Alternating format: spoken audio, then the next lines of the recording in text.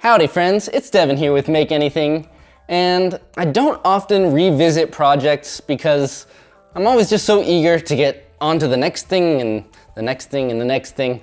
It's kind of a problem I have because some projects do deserve to be revisited, and it's something I'm working on, so that's what today's video is about. Specifically, I'm introducing version 2 of Skubitz. Most of you following this channel are familiar with Skubitz. It's this puzzle game I came up with as a bit of a side project while I was developing these auxetic art tiles. I was really excited about this puzzle once I realized it worked, but I also came up with it on a whim and kind of designed it rather quickly. Because of that, there were definitely some aspects of the design that weren't thought through as well as they should have been, and this quickly became one of my most popular files on Thangs, with over 2,000 downloads in the past 6 or 7 months. And with so many people printing and playing with the game, a lot of suggestions came through. So, with all of this newfound clarity, all of these insights that y'all helped me come up with, I decided to revisit the puzzle and make it everything that it should be. So in today's video, I'm gonna share Skubitz version 2 and talk about the improvements I've made to the design and the game overall. Let's get to it.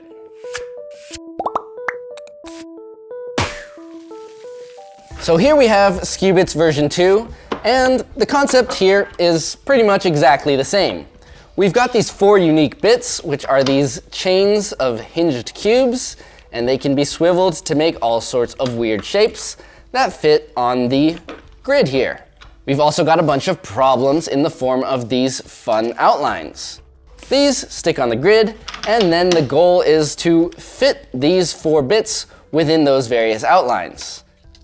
Because these parts can turn into all kinds of weird and non-intuitive shapes, it can be pretty tricky to fill one of these shapes. Not only do you need to get the cubes in the right place, but the hinges also need to fit within the outline, and that's indicated with these bumps along the edge. While everything looks fairly similar to my first iteration, I have redesigned nearly every part of this game from scratch, so let's look at the different elements one by one, starting with the bits. These pieces are pretty much the stars of the show and what makes Skubitz unique. This special arrangement of cubes and hinges allows us to swivel each bit into various interesting shapes that we need to combine to solve each problem. Originally, I wanted to make the hinges as small and compact as possible, but this time around, I focused more on making them easy to print and just a better play experience with the puzzle. These hinges are much thicker now, so they're really robust. They can definitely be tossed around and handle a fair bit of force, and they also just print way easier. I've actually scaled up the entire game 20%, and I think that makes the experience a bit more fun. It makes everything easier to print, but it also makes it easier to pick up and manipulate the bits, and it's just a pretty good size for this puzzle. Now, one of the biggest problems I overlooked when initially designing this game was the fact that the bits could fit onto the grid face up and face down, and that was pretty confusing. So I encouraged people to either color one side of the print or use a filament swap to indicate what's up and what's down, but in hindsight, that's kind of just lazy design. So this time around, I created a lip around the top of the Skubitz, and that actually makes it impossible to stick the bits onto the grid upside down. There's also these X's on the bottom of the hinges, so it's very clear which side faces up and which side faces down, and that gets rid of a problem that was just kind of annoying with the first version of Skubitz. That issue existed for the problem outlines as well. They were just straight extrusions, so they could fit onto the grid, both upside down and right side up. Depending on how it was printed, it could be difficult to tell when the puzzle was face up correctly or upside down. So, just like with the bits, I have now created a lip around all of these problems that makes it impossible to stick them down upside down.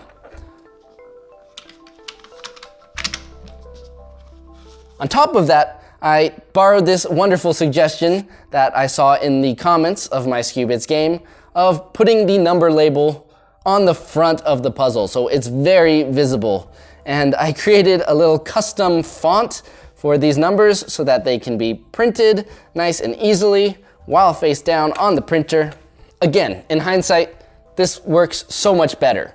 The lip also makes it so the outline looks thicker, but on the back you can see that I actually made the walls of the problem thinner overall. This L shape creates a form that's about as strong as the original puzzles, but it just looks better and it works better. It's easy to tell which problem you're working on, and you can't put it on upside down. Should have done that from the start. In addition to improving the look and printability of these problems, I actually modified some of the puzzles as well. I owe a massive thanks to Darcy Peoples, who created a Skubitz problem-solving program from scratch that makes it so much easier to figure out all the possible solutions to all of these puzzles. When I first created Skubitz, I basically worked backwards, creating shapes on the grid and then drawing the outline around them, but that often meant that there were more solutions than I intended for specific problems. With Darcy's Skubitz solver code, it was way easier for me to narrow down the designs and limit each problem so that there are fewer solutions and more interesting solutions as well. So originally, a lot of these problems had a whole lot of different solutions, and there are still some with multiple solutions, but there's also way more Skubitz problems now that have only one unique solution, and oftentimes it's a pretty non-intuitive one. So once you get up to the higher number of problems, there are some Skubit problems that are sure to challenge even the pros out there. On that note, I also reordered a lot of the problems so that we start with much easier ones, and then pretty quickly we get into the more challenging Skubits. Finally, beyond the game pieces, we have the packaging overall. And one of the problems that's been the most challenging for me has been storage of these Skubitz problems, because these outlines, while they're quite thin, they have this tendency to kind of jumble together and almost tangle amongst themselves when they're stacked on top of each other like this. And to be honest, it's the one part of this game that I still haven't totally figured out in a way that I'm 100% happy with. There were several people who came up with their own storage solutions for the original Skubitz game. I was inspired by a lot of them, but in the end I actually came up with a different solution, which are these sleeves. And this basically allows you to stack the puzzles or store them kind of like files in a filing cabinet. So they all just fit into these specially sized sleeves. There's this optional handle, and that fits within the same profile as the game itself here. So we've got these big boxes once again, and inside here we can store our problems. With the problems stored vertically like this, it makes it easier to pull out one at a time and place it back and then move on to the next one in order, as long as you store it in order, versus in the past where they were all stacked on top of each other, so you basically had to take them all out of the box in order to access any one of them. This does technically take a little bit more space to fit all the problems, so I've got 50 problems now, and that means you're gonna need at least 2 of these boxes.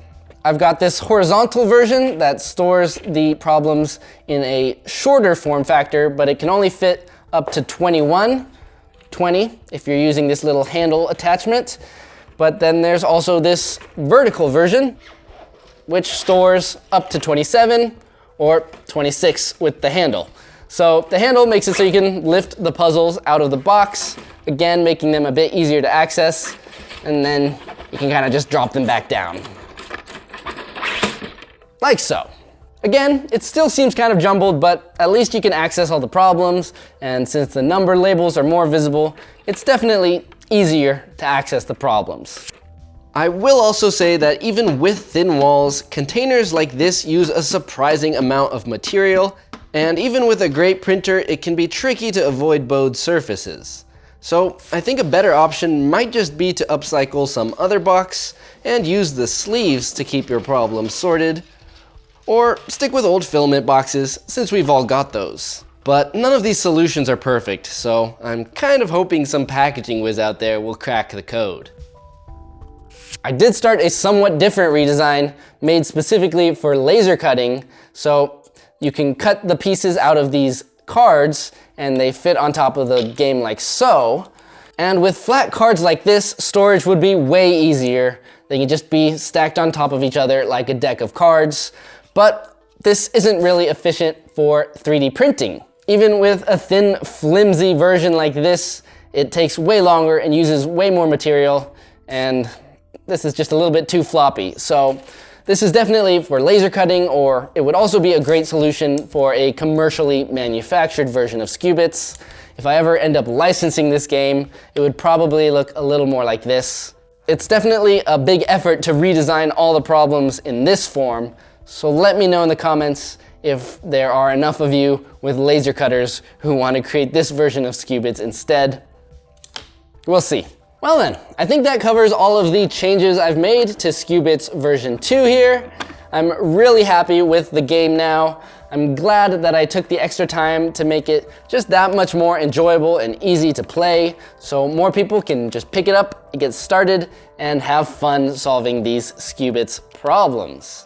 As with the original version, I've created a few iterations like these solid bits, different size containers, different lids, fun stuff like that, but that's pretty much it. You can check out all of this on Thangs. I'll make the puzzle available right now as I post this video. So as with before, I'll have a very basic version of the puzzle available for free for everyone to download, so you can get a taste of Skubitz. And if you want to play all 50 levels, you can become a member on Thangs, or I'll also make it available as a one-time purchase. I'll probably also throw up a few problems here or there as freebies every couple of weeks, so keep an eye on my Thangs page if you want to try out all these different Skubitz problems. I do want to say thanks to the people who are subscribed to my Thangs membership, the ones who buy my premium models, people who donate on Patreon. All of you are making it possible for me to spend the time and effort that it takes to refine my designs and make things as perfect as I can for you all out there. I'd also like to remind you that I now offer commercial tier memberships on Thangs that allow you to print and sell my models. I think Skubitz version 2 here definitely has the potential to be a great moneymaker for y'all if you know how to market it and get in front of the right audience. And I love the idea of partnering with viewers like you so that we can be mutually successful and get these designs into the hands of more people.